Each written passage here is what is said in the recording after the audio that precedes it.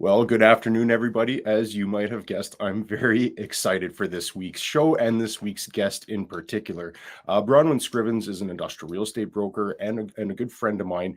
And she's one of my favorite people in the industry for a few reasons. One, she's a natural thought leader and discusses a number of awesome topics as it relates to the industrial real estate market.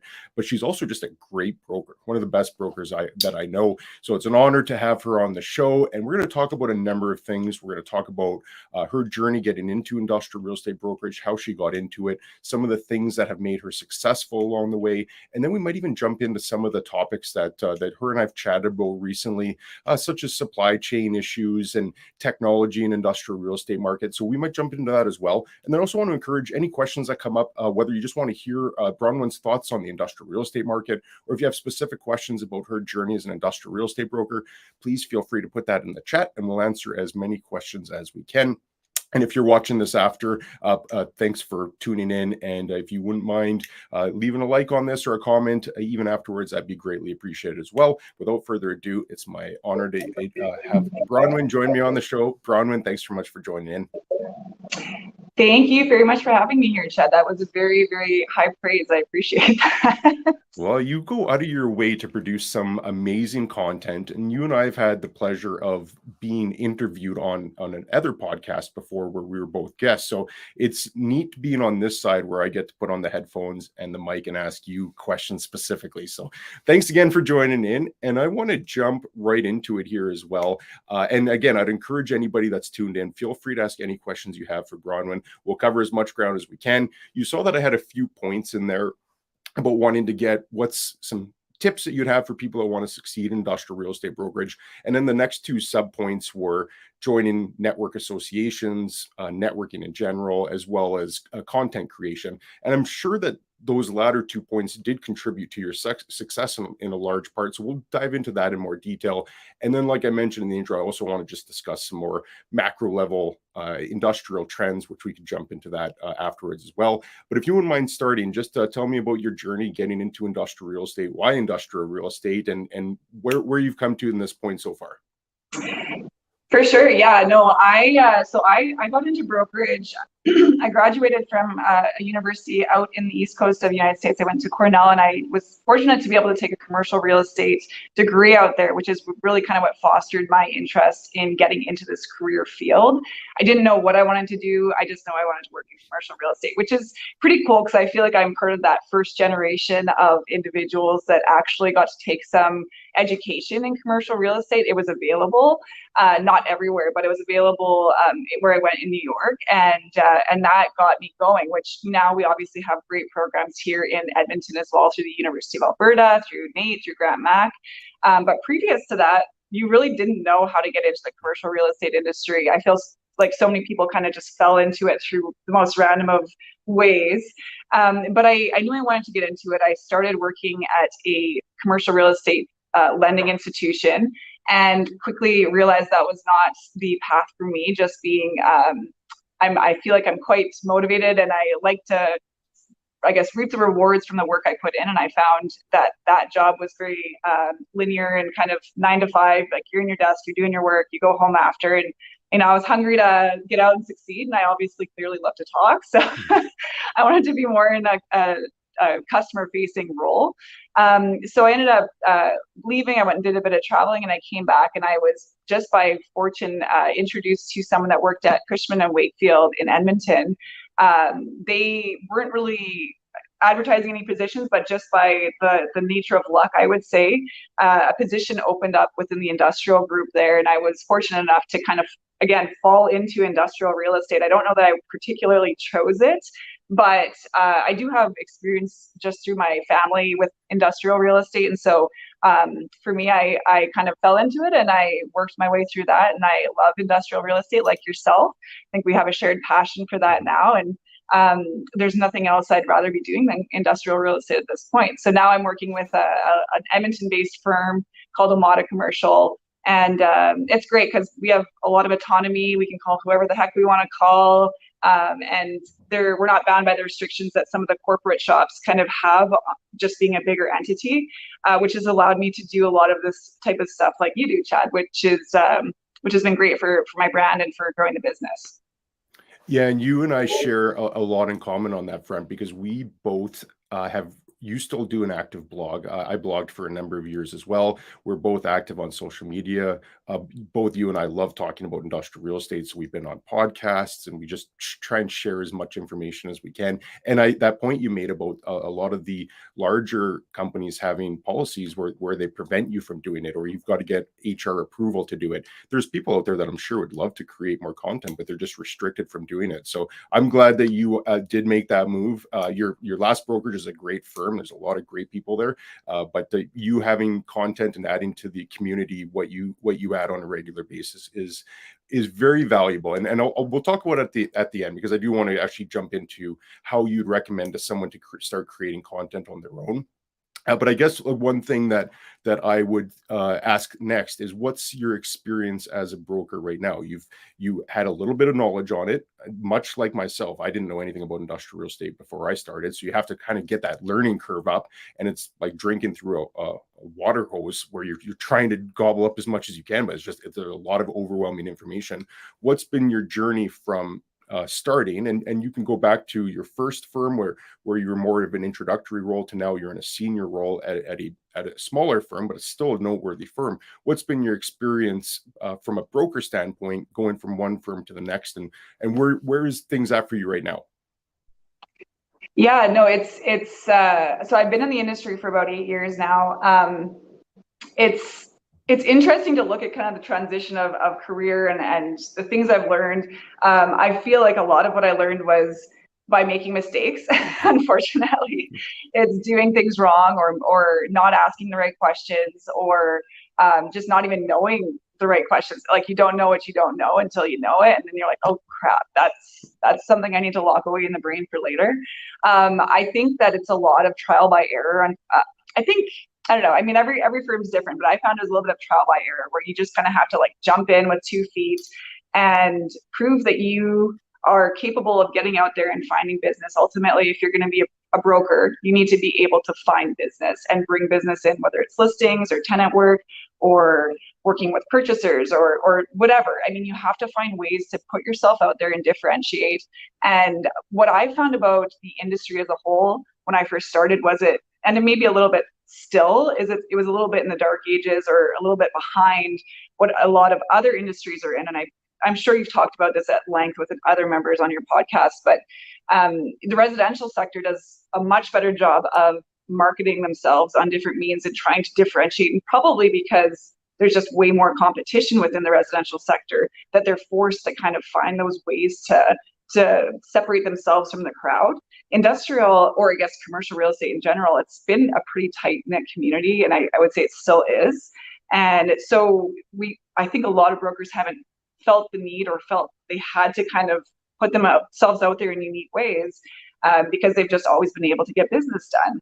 I don't think that that's wrong. I just think that when you're starting out, and I found personally, like, I want to get as far as I can, as fast as I can, and just keep going and doing better and more, and be more successful or whatever. And I'm sure a lot of brokers feel that way. And so for me, it was a bit more of the work smarter, not harder type thing. Like, ultimately, we still are always going to have to make cold calls. We're always going to have to do that type of kind of basic salesmanship that you would require in brokerage. But for me, it was like, how can I amplify my image within our city or our province 10x or 20x, doing the same amount of work? So one blog that I can send to 1,000 people, or one video that 3,000 people might see. At the end of the day, like, I always tell people, I would love it if you'd read the blog, the content and the blogs, and I'd love it if you watch the videos, but I don't mind if you don't. I really don't. What I want is that you're seeing on a regular basis me, and know that Bronwyn Scrivens works in industrial real estate. And that's really the goal of it, is that how do you amplify your voice by doing one task, but making it a bigger effect, if that makes sense. I think I dodged around a lot on that question. No, I loved it. I thought that was a great answer, and I want to dive deeper into that, because I think there's a lot to unpack there. So first, on the Beverly joined in. Beverly, do you know Beverly? She's awesome. Thanks for joining in, Bev. Just before I ask my question, Bronwyn, Kelvin joined in too. Thanks for joining in the question. Well said. You don't know what you don't know until you know it. The School of Hard Knocks, lesson number 1. It is so true. I remember when I took my first CCIM course in 2007, I left that being like, holy moly, like I didn't even know that this existed. I at the time I didn't have finance background, so I remember thinking that same thing. School of Hard Knocks. You don't know what you don't know. But jumping into the question on content, how do you approach it from a strategy standpoint? And perhaps the answer is that you just write about what you want to write about, or you make videos about what you want to make videos about. But what's your overarching strategy or goal with creating content? Yeah, so I would say that for me, when I first started doing content, I was doing the odd video here or there, but it was mostly written like yourself. I started with a blog. I probably was inspired by you and being like, man, Chad's got a really good blog, and you were so good about having it out every week and like kind of little sound bites, little things like what's going on in the market. And I found them to be very helpful when I started in the industry, just to kind of get information. Because again, I think it can be quite sheltered. Everyone's a little bit siloed and protecting the information they have. And I get it. Like I get that that's your competitive advantage, is having this, finite sense of information. But the world is so interconnected now. And to be honest, like I kind of feel like we are the cause of our industry being behind, is that because we don't share it, because we don't try and like elevate and bring everybody else up and get us to the next generation, it's keeping it back a little bit. And so that's what I loved about your content that you were producing when you were writing all the blogs, and even now with this, obviously, is that it allows people that are outside of the industry to say, oh, okay, that's interesting. Like, I didn't know that about commercial real estate or industrial real estate, or I didn't know that's how supply chain was affecting warehousing rates, or whatever it may be. It might even be just like, the most common question we get asked, which is, what is a net lease? What is a triple net lease? What is a gross lease? We probably get asked that every single week. And to us, it is such common knowledge because we deal with it on a day-to-day basis. But for so many of the businesses that we deal with, it's not common knowledge. And to treat it like it is almost, I don't know, I don't like that. Like it's comes off as hierarchical in a sense. Like, you don't know what that is. Of course they don't. It's their first business and they're opening a shop and they want to go rent that warehouse. They just need a bit of understanding and a bit of people to listen to them and to explain it to them in common sense terms that are not, riddled with big words and language and whatnot. And so, long story short, that's kind of how I started getting into the writing side of it, was what were things that I didn't know. And again, going back to all the things I was learning that I didn't know. And as I was learning them, I'm like, man, someone should be talking about this. I should have learned this. Someone should have taught me this. Or I wish I could have learned this before having to make the mistake and then now have to, have the repercussions of it. So I started writing articles and blogs about specific kind of commercial real estate type items. But then I started, looking at the broader, I really like the macroeconomic side of things and like how everything kind of plays a part and is all interconnected. And I think you do as well.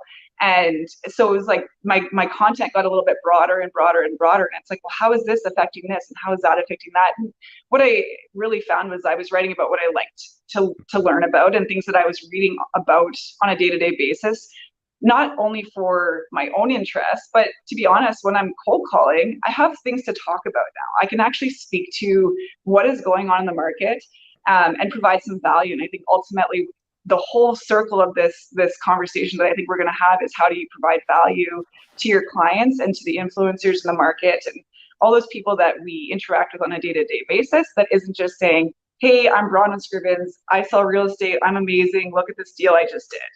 That no one really cares that much about that. They care about what other value you can provide to them that might actually impact their business on a day-to-day basis.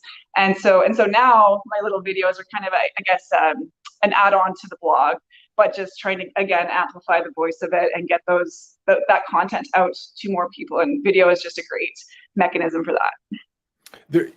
We see eye to eye on so many things. Like we're like the yin and yang. You're the female version of me. I'm the male version of you, because I think exactly the same way that you got to provide value to the community. Otherwise, you're just noise. And I'm a big believer that nobody goes on to LinkedIn or YouTube to hear a commercial about this is why we're the best firm and here's our mission statement and here, like, nobody cares about that. What people want to come on is, like you said, they want to learn something new, or they want to be informed, or they want to be educated about something. Perhaps it's not something that they didn't even know about, but it just piqued their curiosity. But nobody's going on to hear a commercial. So I think that's probably one of the reasons why you were just awarded a top LinkedIn influencer. Congratulations on that, by the way. But I think that speaks to not just our philosophy on doing things, but I would hope that people can resonate with that and see the potential benefits of providing value, about giving away information that has maybe historically been concealed or confidential or withheld from people. I take the same approach as you. I literally try to dump out everything that I can, so I'm not holding anything back.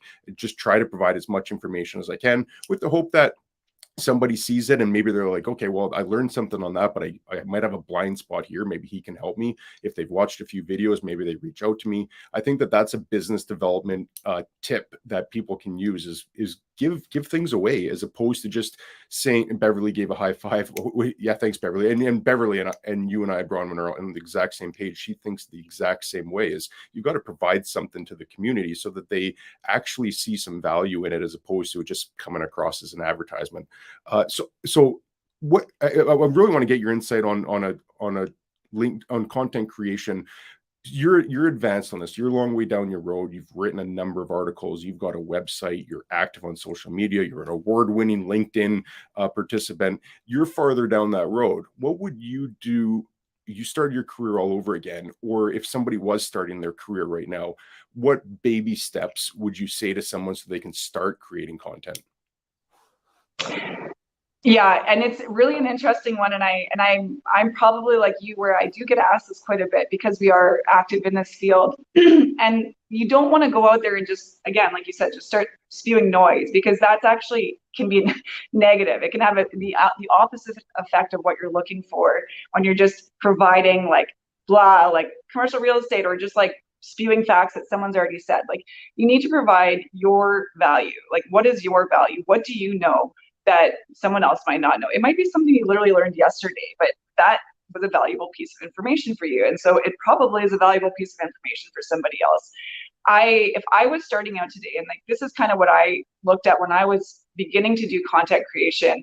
I mean, the nice thing is that LinkedIn and Instagram and Twitter, you don't need to have a website. I have one, you have one. I liked having, for me, the reason I created the website was because I wanted to own my content. Mm-hmm. And so I want to know that everything I write is on my website and not posted on LinkedIn. And so therefore I have to, they own it essentially, right? So I just wanted to always have my information available to me, and that it was my property. But if you don't want to go that route, it's a lot of work, so it's not for the faint of heart, I would say, there is a great post source on LinkedIn. There's a great way to post little bits of information on Instagram and Twitter and all these different other, I guess, mediums. But ask yourself the question of what questions do you ask other people? What other questions do people ask you as an expert? If you're a mortgage broker, what are people asking you, like your customers? At the end of the day, yes, this information is for peers, like we share with each other, and I find it interesting what you do, and hopefully you find it interesting what I do. But it's more for what we really want is that potential customers are seeing what we're putting out there. So like our specific user group, like our avatar, or whatever you want to call it, the person that I'm trying to do business with, that's the person I really want to cater to. I want to reach out to them and provide answers to them before they ask the question. So going back to the lease example, that is a question that we get asked all the time by the user groups that we're working with in the industrial asset class. Environmentals, that's another example. Like, and this is just very industrial specific, but every asset class would have that. Every job has specific questions that, like, the public, if you will, or your specific client is asking you on a regular basis. And that's where I would start. I'd say, what are the top 5 things I get asked? what are the answers? And you can make 5 different posts about it, do 1 a week, and you're off to the races. And once you start doing it, and I mean, I think that's the other thing of this, is that consistency is so key. Like, you have to be doing it consistently, and it's not just a one-off. A one-off is not effective. It has to be, I'm doing it once a month, or I'm doing it once a day, or I'm doing it once a week, or whatever it may be that works for your schedule. And it doesn't have to be every day, but what works for your schedule, and stick to it, and say every second Tuesday, I'm going to post something, and set the goal for yourself that I'm going to provide some kind of content here that's valuable for my customer, that when they have those questions, they're like, oh, Joe does that. I know Joe does that because I've seen his posts, and he was talking about those exact things I was thinking about. So that's kind of where I would start, is those main, questions that you get asked on a daily basis. Yeah, it's so profound, and I hope that somebody takes that to heart, because you gave some very actionable tips that people can do right now. Schedule in, and I do this myself for the weekly podcast interviews. I started writing a newsletter on a more macro level as well, so I've got that scheduled on when I need to have it finished by. I've got this scheduled in my calendar, and then I know that's blocked off. I know every Tuesday at this time I do an interview, so it's just blocked off. If you can start blocking that off, like you said, Bronwyn, do it once every 2 weeks. Put a time in your calendar where you're going to record a quick 60-second video that you could put on Instagram or YouTube or LinkedIn, or just send out to your network. And I love the point about what 5 questions are you getting asked the most, because if one person's asking you, there's many more people that are asking that question, and they might not know where to turn to. So let's say somebody's in Los Angeles, and a question they often get asked is, what are the vacancy rates in the Inland Empire? If one person's asking that question, a lot of people are. So record a quick video. The stats just came out. Vacancy rates in Inland Empire is probably sub 1% right now. We're seeing a lot of downward pressure on vacancy rates. It's leading to rental increase, shortage of warehouse space. Do a quick video without like a salesy call to action about, I'm the expert in industrial real estate, you need to call me. Avoid all that. Just provide 60 seconds of pure value. And if you committed to doing a short 60-second video like that once every 2 weeks, after a period of time, you're quickly going to get known as the guy or girl that's the expert in that space. So fantastic idea. I love that. I hope people take some action on that, because it doesn't need to be crazy. You can always add more things. I think that's the beauty of content creation, is that you can always add more things. You can add like a video production studio, or upgrade your equipment, like this mic here as an example. You can always add that stuff on after. I started using the audio on my computer when I started doing these podcasts. And if you go back and look at the audio quality of interview number 1 to where it's at now, it's improved. But I did that over time. Once I saw that I can do this more consistently, I can commit to it. But just take that first step. I love that point, Brown. It's such a great point. What are 5 questions you get asked all the time? How can you write a quick article, throw it on LinkedIn, make a quick video about it? That's a very easy way to start getting your name out there. So love it. Any other tips you'd have for someone if they want to get started? I know you covered a lot, so if we can move on, if that kind of covered everything you had on your mind. Yeah, I can. One thing I can do is talk and talk and talk. So can I. We share that. It's interesting because, like, I see this a lot in our industry. At the end of the day, the people that are going to reach out to you, whether it's a landlord, a developer, or business, or a client. Again, I'm speaking in commercial real estate, but this can really apply to any business or industry. They tend to reach out to people that have provided them with value before you've asked for something in return. So, like, if you have someone that you are really wanting to earn their business, company X, send company X something once a month that's telling them not a templated industrial real estate report or a templated report that they can find online. Send them a stat once a month. Hey, did you know that this building was leased at this rate, and we're seeing a lot of activity in this quadrant of the city? Let us know if you have any questions on the market. Fire it off next month. Same thing. And send it to 5 people, send it to 10 people, send it to whoever. Like, that can be a marketing campaign where those little soft touches. And when the time comes when that company probably does have a requirement or a building come up, that you will be top of mind, at least one of. It's not to say that you're going to just get the business for free, but you will be of consideration because you've gone out of your way to provide them with value that they can't necessarily get on their own because they're not having these conversations every single day.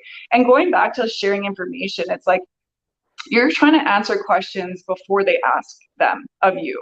So like, what are those questions? Again, going back to those top 5 or whatever, like what question can I answer? If you want, like, it's all about, clicks and getting people to like dig deeper into what you have. In order for someone to click on your video or your link or your tweets, it has to be something that is of interest to them. So therefore you have to come up with those answers or those questions prior to them even thinking about them, in a sense, right?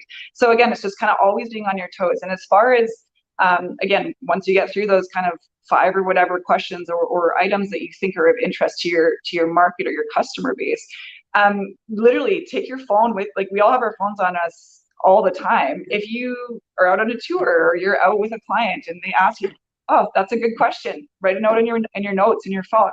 Great, now I've got another content tab. Now I've got another blog I can write. Now I've got another video I can do just by these little tiny questions. And I would agree with you that it's almost better if it's short and sweet. Like, you do such a good job with these videos. They're long content based and they become podcasts as well. This is like way advanced. And I would say most people have very small attention spans. So it's like, really, you just want to capture them for 15 seconds, 20 seconds, 30 seconds. Get them with a little bit of information, enough to click on your video or click on your article or whatever, skim through it. That's it. That's all you really want, is just a little soundbite of their time, because everybody is so busy. But the only way you get their time is by providing something that they might be asking or thinking is useful for them. So, and at the end of the day, like, again, going back to sharing information, I think, again, the old school way is that, oh, it's my information. This is my competitive advantage. If I share it, I'm not going to have that advantage. And they're just going to go do business with someone else or use this information and go do it. It's like, if they're going to do that, they're going to do that. That's not your customer, right? Like, you are looking for people that might find that valuable. And most people are loyal. I think, like, there's this myth, I think, that, oh, there's no one's loyal in commercial real estate. Everyone will just jump around and do whatever. Okay, to a certain extent. But at the same time, if you're the person that's constantly providing them with value and not asking for anything in return, they do remember that and they will come reach to you. And it comes down to the relationships that you're creating through this, as opposed to just those cold calls that are you're a dime a dozen. Beverly, yes, build that content bank, Bronwyn. I completely agree. And I just, thanks, Bev. And actually, Bev and I did an interview where we dove into social media in more detail. It was about a month ago. I don't know, Bev, if you're able to put that link in there. If not, I'll add it in later. But Bev is, like I said earlier, she's right on the same page as us. She's a social media strategist. She doesn't like being called a guru, so I won't call her a guru, but a strategist. So she's got a lot to say on that as well. And we know that if we got a social media strategist agreeing with us, we're on the right page on that. One thing that I would just add in as well that I've found helpful about social media is it really allows you to show your personality. And like you said, the podcast is aggressive. It takes a lot of effort to produce these shows, and it's not for the faint of heart, for sure. But what I really love about these podcasts is not only do I get to learn more about the guest, but you being the guest get to display your personality. And I'm sure that anybody who might not have known you before, Bronwyn, would all of a sudden get to see your personality, as opposed to putting out a brochure on LinkedIn and saying, I just took on this listing, when a lot of people aren't going to care. They instead get to see your personality. So don't be afraid, to anybody that's listening, don't be afraid to show a little bit of your personality, as opposed to always just being a bland business person that's dressed up. Like sometimes I'll wear a t-shirt for these, or I will wear a suit. I spilled coffee on one of my shirts once, and I think the mic covered it, so it wasn't terrible, but I had coffee on my shirt. I was like, well, show has to go on. But I think that just speaks to the ability to somewhat connect with the audience by showing your personality. So I think, if, like you said, Bronwyn, if you can put out valuable content where people are going to find it informative and helpful, you can do it consistently and then show your personality through it. I think that's just a winning strategy, particularly if you can give yourself enough time that people can really start connecting with you. I think that's a foolproof way to start benefiting from social media. Yeah, and I would agree 100% with that, is that, in fact, if you're not showing your personality and you're too, I don't know, starchy, I don't know if that's the right word, but if you're too poised and put together and reading off, like, I see videos all the time where people are reading, you can tell they're reading off a script, and you're like, ooh, this is not good. This is not a good video. Like it shows us robotic. Like you want to be a person. You want to be a person that they feel comfortable that like, oh, I can give Chad a call. I can give Bronwyn a call. Like she's gonna answer a question for me or help me out and not make me feel dumb, or make it seem like it's a silly question, or that they actually are like humans. Hmm. And that there's someone that I think I would like to work with. I don't like the videos where you're reading off a script. I get it when you feel uncomfortable. Like videos are, you definitely have to, like, even myself, every time I do a video, I feel like a little nervous. Like it's something that you have to kind of grow into. But like, it's great. Like people want to see who you are and how you talk. And really the best way to do a video is just have like 3 points or 5 points you want to hit, and just kind of remember like the word, like vacancy, I don't know, sale price, blah blah blah, like whatever those three things you want to do, and just be able to talk about it like a human. Hmm. That is very very important. Because again, going back to the robotic nature of some videos, like again, I think it's a deterrent. I think it's a negative when you come off as too, I guess, not like a real person.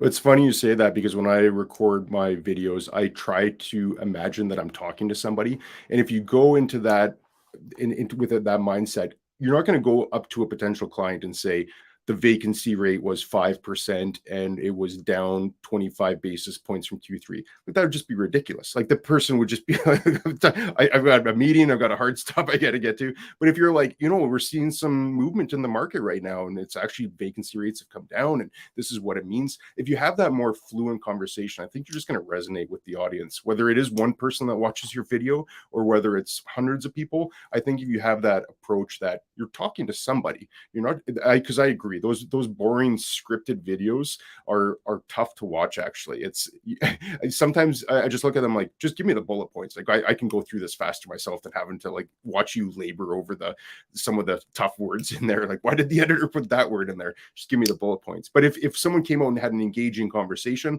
I want to tune into that stuff. I'm a content absorber myself. I love content. I love everything that people put out about industrial real estate, even just business and macro news. And when it's delivered in an entertaining and valuable fashion, I'm a consumer of that type of content. So love it. Thanks for expounding on that as well. I want to shift over to networking because I think this is another huge strength of yours. You've been very involved with NAOP and Crew, and I'm a big proponent of NAOP. If for people that have caught other videos of mine, I mention NAOP all the time. I think it's one of the best organizations an individual in their market can belong to. Before you get into the power of networking and what you benefit from it, can you just give an overview of both NAOP and Crew?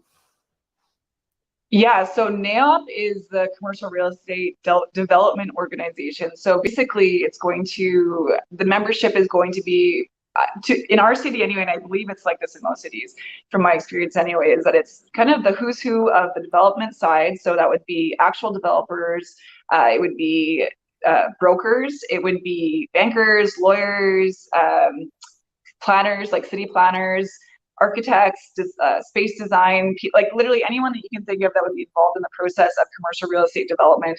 And it is commercial real estate based. So it's really an impactful, I guess, organization to get to know your peers in the industry. And these are the people I would consider the influencers, like the people that they might not specifically need you to help them find the building for themselves, unless you're in office leasing, perhaps they do. But for me, I don't technically do business with the architect or with the city planner or with the lawyer, but they have clients who probably will need your service or would need the service of a broker at some point in the future. So those are the influencers that you want to get in front of, and again, let them know in these ways, through communication, like through events, through whatever, that you're not just that you have some value to provide, that you're an intelligent person, and that you know what you're doing when it comes to X, Y, and Z. And so that's what I found is really impactful with NAOP. NAOP for sure helped me grow my presence, grow confidence in the industry. I found that everyone was very, very open to having conversations, to trying to like elevate me and bring everyone up. I felt it was very team building and collaborative. And for me, I found it definitely helped me to grow my career, just by knowing that people in the industry, they respect you, and that you can kind of get get your information out there and whatnot.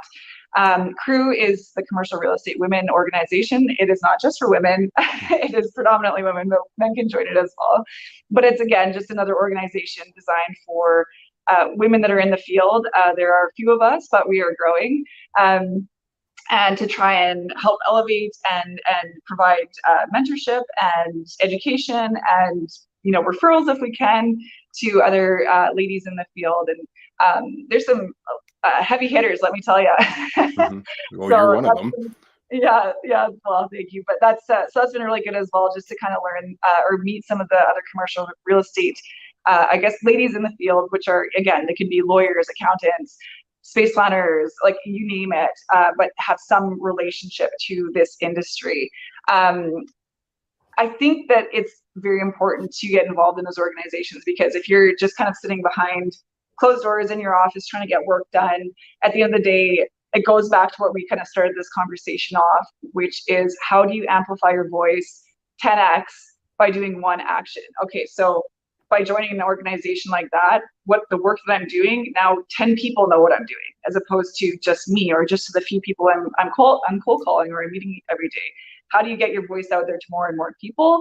And that's how you get referrals. That's how you get, you can refer to other people. So like, one thing that I love doing is having really great referral partners, because we're a bit of a jack of all trades in the brokerage industry, where we're like, know a little bit about a lot of things, but I wouldn't say that, like, I would like to say we're experts at being salespeople and brokers and getting a deal from start to finish. But like, I'm not an expert in law. I'm not an expert in tax structures. I'm not an expert in environmentals. I know quite enough to sound smart and to get me to that next stage. But when someone actually needs a really intelligent partner to help them with an issue or to help them work through something, I have people that I can connect them to, and I'm meeting them through these organizations. And you know what? It makes me look smarter when I have a really good referral partner that I can send business to, because I'm providing solutions to people and providing value to them, and I don't have to do anything for it except for have those great relationships. It's a win-win, 100%. Yeah, JT just put in a comment, referral program equals smart. Yeah, I 100% agree. Beverly, I keep calling her Bev, and I know she gets mad at it. She'll probably put a comment in cap locks in Beverly. That's great, because it's definitely a boys' club from my experience. Well, let's go down that. I want to explore, because I saw another comment come in earlier. I just put that up. LG, have you faced any hurdles by being female in this business? What has the experience been like for you? So I want to delicately go into this conversation, because I don't think that I don't think we need to differentiate between men and women brokers, because I look at you as just a broker. I just look at you as a really good broker. I wouldn't say, oh, Bronwyn's a female broker. I just say Bronwyn is a broker. So I'm cognizant that I don't, and you see the commercial real estate women, there's an association mostly geared towards women. I don't think we necessarily need to draw that fine line. I think you're a broker. I think any ethnicity is a broker. I don't think that we have to say that there's a Chinese broker. Like that would just seem so strange to me. I just think it's a broker. But I think that this is a topic that comes up, and I've talked to a number of women over the years who were either reticent or apprehensive to get into the business because they thought it would be tough. So I'll let you answer however you're comfortable with, but you being a female broker, again, I would never call you a female broker, but you being a broker that is a female, what has your experience been? And there's a couple of questions like Beverly said, boys club from her experience. The other person asked, why, if you don't mind pulling up the other one, hurdles being it, what has experience been like for you? I'll let you answer it however you're comfortable. Yeah, it's one of those things you kind of have to put some gloves on to handle the question, because it is for sure majority, I would say, men in the commercial real estate, especially brokerage. Brokerage is a unique asset, or a unique industry in itself.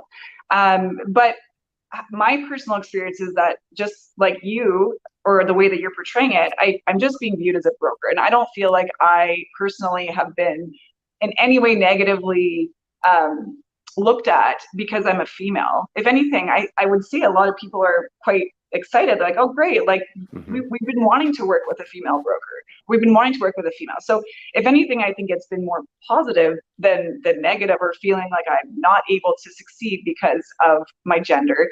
I think at the end of the day, sales is sales. And if you're a good salesperson, you're a good salesperson. If you're able to kind of make those connections and build those relationships. And I would say one thing that I think a lot of women are really good at is we listen. Like, we actually listen to what the person is telling us. And that is very valuable in our industry. It's not just talking over someone or trying to get out the point that you want to say. It's like, what is their actual problem and how can we help them? And I think there's actually a really big opportunity for women in commercial real estate, because I do think we're listeners, and I do think we're good at communicating. And I think that, yes, it has typically been men, and it is predominantly men still. A lot of the challenge with that is because commercial real estate, in its basic format, is a commission-based job. You are 100% eating what you kill, feast or famine. There's no benefits. There's no mat leave. There's no EI unless you're contributing. Again, it depends how your company is set up, but it can be a deterrent for many women to get into brokerage, because you want those benefits, and you want to be able to feel like when you want to have a child, that you can go have your child and come back, and then you'll still have an opportunity. And at the end of the day, like, your income is pipeline driven. So if you're taking a year off of work, you're coming back and you have no pipeline, unless you're part of a team that is structured in a way that brings you back in. It's a really tough issue, and I mean, I don't have the answer for it. I certainly don't know the way to work through that, but that is the real challenge with the commercial real estate brokerage industry, is that, like, how do you leave and come back, especially because the deal cycle, like in residential, a deal cycle is, can be 30 days, it can be really tight and quick, and you can get back into it and start making money within a couple months. Commercial, like, I think my average transactions, like, 6 months. Like, I feel like everything takes a long time, and so you really have to be putting in, like, the hours and the layers and layers of communication to get deals done, as we're talking to with our presence and our social media and our cold calling. So you do sometimes see that, when people leave to have children, when women leave to have children, it's like, man, that's a mountain to climb to get back into the industry. So, I mean, that's, I guess, me being transparent, is that there are some things that I don't know the answer. I don't know if that needs to come from the corporate, like from the top, and maybe there's some kind of program that allows it so that women feel like they can come and work and leave and then still come back and have income. But I mean, it'd be like, if you took a year off, Chad, like, what would you do? Would you, like, you start from zero in a sense, right?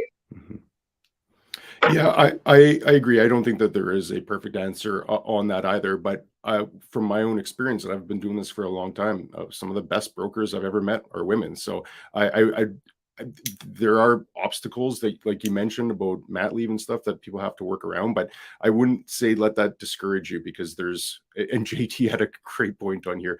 I bet the average woman outsells the average man.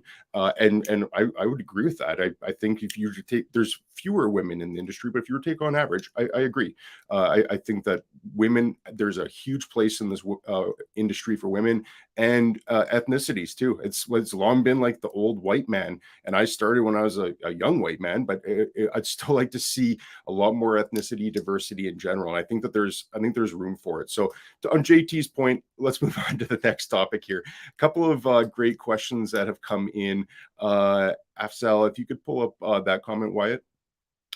Can you talk a little bit more about your earlier part of your career, what steps you took to learn your market? Like, you had an actionable advice on how to create content as a beginner. So great question, Afzal. So I guess he's saying, like, you broke down that content creation really good. Along that same line of thinking, how did you start your career? As far as learning the market and kind of growing my knowledge base, I think that's where I'm going to take the question. Yeah, I think so. And Afzal can put in a follow-up question if we don't get that right, but that's how I'm interpreting it as well. Yeah. So I mean, ultimately, it's not so different than it might have been 20 years ago, in a sense, where a lot of learning your market is literally kind of boots on the ground, driving your market, learning who the tenants are, learning who the players are in your market. I think when I started, it's extremely overwhelming. You're like, oh my God, there's how many businesses, there's how much vacancy, what is vacancy? Like, I don't even know what this means. And so a lot of it is learned over time, and it's following the deals that are happening, which you can 100% guarantee you'll find on LinkedIn. It's driving around, the areas of the city that have the developments that you'd like to work on. So if it's for us, it's industrial. So for us, it's predominantly the Northwest and the Southeast, and then some of the periphery markets. So it's like, okay, I'm gonna just start with Northwest Edmonton. Let's just pick a quadrant and go kind of drive it, look at who the tenants are, look what type of space they have, tour through some buildings if you have partners within your company that have listings that you can go see them. If you have, mentorship obviously is a huge thing, which is probably been talked about at length in your podcast, but having people that can kind of help to bridge the gap a little bit and learn about what is a dock door? What is a grade door? What is the ceiling height? What is clear height versus regular height mean? What is the crane? How does the crane work? What's a bridge versus a jib, or whatever it may be for your asset class. I think also, I don't know, it's looking at the vacancy rates, like looking at those. Every one of the big firms produces a quarterly report. So, Cushman, Colliers, JLL, CBRE, Avison, they would produce a quarterly report that I read those too. I'm like, they have a team of researchers that they're paying a lot of money for that are producing stats and kind of overview, broad scope, bird's eye information of your market for specific asset classes. Make sure you know what those say and what the stats are, and understand, what's going on in your market. What else would I say? Articles, again, like we read a lot of articles on the commercial real estate field. There's companies like RENX, RENX, they send out, articles once every day or two that have tons of Canadian-based commercial real estate news. Western Investor, obviously your my blogs and content. So I would just be like absorbing as much information as I can on whatever specific type of asset or industry that you're in. And again, then starting to say, okay, well, how can I piece like this question with this question together to now add value on this question? And now you're a value provider. Speaking with businesses, in our industry, cold calling is a major component of what we do. And it's better if it's warm calling, but we're doing a lot of calling. Speaking to businesses, like that is a really easy way to start to get to know what's going on. Like, how are the truckers being impacted by gas prices? How is the oil and gas, like the energy producer being impacted by what's going on in Grand Prairie? They're going to tell you things from their perspective, which then makes it easy so that the next trucking company you call, you're like, oh, I heard the gas prices are blah, blah, blah. I heard you guys are short on labor supply right now. It's been tough to hire laborers, and that gets the conversation going. Another thing too, I think you've probably talked about this as well. I'm trying not to cover everything twice, but if you don't have any listings or properties to work from when you start, which you wouldn't, literally take any listing and just start calling people on it, especially if it's someone within your company. I can guarantee you they would love it if they had an extra person cold calling on their listing to try and generate tenants or purchasers, especially if it's something that's been sitting for a while. You might even find that a broker would say, why don't you come work on this with me? But you're responsible to call every business in that, section of the city. And that, if as a broker, for me, if someone came to me and said, this building's been sitting for 5 months, you haven't sold it yet. Like, can I work on this with you? And I will call 300 businesses and make sure that they know about it. 100%. I would love that, right? Like, that takes weight off my shoulder of things that I need to be doing for that property, and that as a broker we should be doing for every property that we have, and what we're telling our owners that we're doing. So if you have someone to work on that with you, but yeah, as a new person, take that listing, start calling people, see how their space is, and you'll be surprised how quickly you'll uncover leads and people that are looking for, again, information and asking those questions that you might have the answers for already, or maybe space and you can kind of jump on it, right? You just gave like 4 weeks worth of coaching in like 5 minutes for the first time agent on how to get up to speed very quickly. There's a ton of great tips in there, and I echo everything you said. I think that there's a ton of info in there. Thanks for the kind comment there about learning. Hopefully I can help with some stuff on this. That kind of is my goal, is I have experts on like Bronwyn to share as much information as I can. A couple more points that came up. Max, greetings from Switzerland. Hello in Switzerland. Just wanted to say thank you for the great content. Multifamily broker looking to transition to industrial, and I'm learning a ton thanks to you. Cheers, Max. Max, you'll love industrial. It's as you can see, the passion with Bronwyn and myself is just a awesome industry. So I'm glad that what we're putting out is helpful, and I encourage you to reach out or ask any questions. I always love talking about this stuff, and I'm going to leave a contact information for Bronwyn after. I know Bronwyn loves talking about this too. Constantine, how do you feel about CoStar? Do you want to take this one, or do you want me to handle this one? Or we could both chime in. Do you want to start? My answer can be pretty simple in that I don't use CoStar. I've seen companies, like whether it was our company that I'm at now or with Cushman, where we'll run tests, and at the end of the day, the information it's hard because we are quite we don't have the freedom of public information that you would see in the States. In the States, I've seen CoStar, and it looks to be quite informative, data driven, and you get a lot of information from it. Personally, I don't know if we're there yet in Canada as far as getting the value out of it. But again, I don't use it, so I can't really answer it. Or maybe that is my answer. I don't know. Yeah, that's a fair answer. We do use it. We've had it for a few years now. I want to be delicate on it. I would say the information is good. It's like you mentioned, it's not complete. I know even markets in the States and like in established markets where CoStar has been there for a long, there's still gaps in the information. I don't necessarily think that that's anyone's fault as much as the fact that the market is just so fluid, right? Like the vacancy rate can be 5% today. And then if a tenant goes and leases a 1 million square foot facility, maybe tomorrow it's 4%. Until that data becomes publicly known, what is the vacancy rate? Is it 4% because one guy knows that that's what it is? Or is it 5% because what CoStar or other data providers are saying that it is? So I think that the market just moves so fast. There's so much information that doesn't get shared, whether there's confidentiality reasons, whether there's just people that don't want to cooperate and participate. I will say that CoStar is very expensive. And even from the time that we started joining until we were renewing now, it has gone up considerably. And that's been a constant comment that I've heard from colleagues that I know in the States, is that the price just keeps going up. It's a software provider. The interface is fantastic. It's one of the cleanest interfaces I've seen. Some gaps in information and data, and it's expensive, and the price keeps rising. So I'm neutral on it.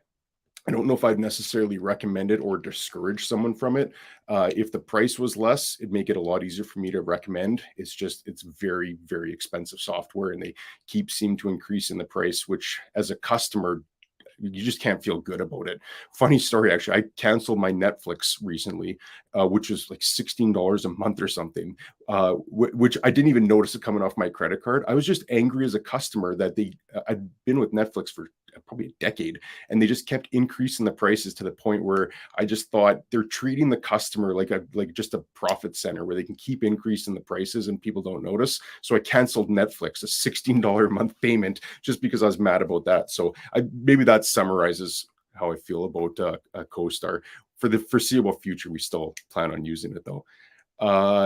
Other questions that came in, I think warehouse investor, what's the best way to find a good broker?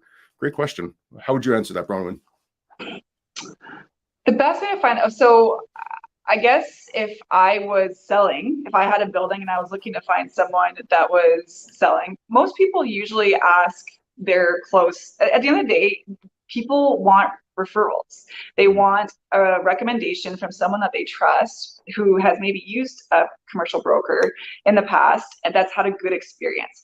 And so, I mean, it's like anything. If you can get a referral, like if you want to go, like I'm redoing the concrete at my house right now. Like I would prefer to use someone that I know has done a good job for somebody else than just call someone out of I was going to say the phone book, but we don't You're really, dating yourself. Were you born in 1960? Yeah, back when I was a kid.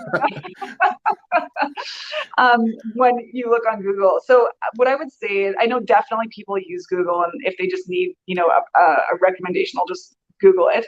But usually it's from recommendations, and it's from relationships. And again, that goes back to this, which is whether it's this or whether it's doing deals or whether it's cold calling and being, again, a value provider to businesses that you're trying to work with in the future. It's how can I get my name out there as an expert in this field and make sure that when someone does have that requirement that they call me and they're not just looking on Google for that top hit. Fortunately, I mean, Edmonton, I would say, is it's like a big small city, which is why we love it so much. But it's a smaller market in a sense where it's a large industrial market. I'm kind of saying two things at the same time here, but you can call pretty much any owner of any business in our city and get through to the owner, which is amazing. And so a lot of times it's luck. A lot of times it's just like hours in, and again, making sure you're top of mind. So if I guess if I'm looking to sell a building and I've never used a commercial broker, I'm probably going to my close network of people. And maybe I have a buddy that owns a building that's similar to what I'm trying to sell, and maybe I call them because they might have experience with it. So that's, I guess, the selling side. And then if I'm the person that's trying to be the good broker that gets found, it's getting my name out there in as many mediums as possible. Like, again, I think you and I can both agree that we don't just use social media. Like this isn't my way to get business. I don't use LinkedIn and Twitter and Instagram to like generate my business. Have I generated business from it? Absolutely. Is it the be all end all? No. You still have to make cold calls. You still have to make warm calls. You still have to network. You have to do everything. And so it's just a matter of like, what are all the things that I can do to make sure that when someone needs a service like selling a building, my name is in their mouth, or at least one of 3 people that's in their mouth. Yeah, great point. And I guess one thing I'd add on that is don't be afraid to talk to a few different people. So I love the idea of asking like a lawyer, an accountant, or somebody that you know well that's already that you already have a relationship with. Just ask them if they have a recommendation for a broker.